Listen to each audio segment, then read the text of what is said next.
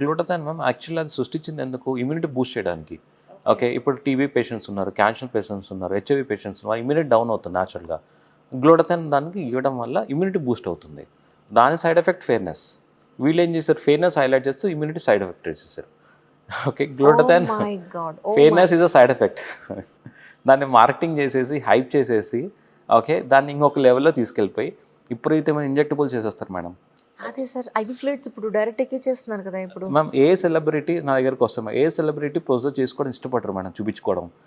Okay. ఒక celebrity వచ్చి IV fluids తీసుకుంటున్నారంటే జనాల్ని అట్రాక్ట్ చేయడం తప్ప జెన్యున్గా తీసుకోరు మేడం. ఓకే. చిన్న ప్రొసెస్ చేయించుకున్న ఏ సెలబ్రిటీ ఫొటోస్ కూడా తీసుకునేయారు మేడం. ఓకే. వాళ్ళు అలా చేస్తున్నారంటే ఓన్లీ కమర్షియల్ ఆస్పెక్టే, అంటే అట్రాక్ట్ చేసి కామన్ మ్యాన్ని ఫూల్ చేయడమే.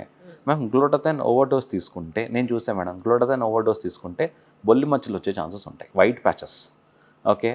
ఇమాజిన్ ఫెయిర్నెస్ కోసం తీసుకుంటే ఎంజైమ్ కంప్లీట్గా డిగ్రేడ్ అయిపోయి బ్లాక్ సెల్స్ డిప్లీట్ అయిపోయి వైట్ ప్యాచెస్ పరిస్థితి ఉంటుంది madam. My okay. That is converts into cosmetic into health issues.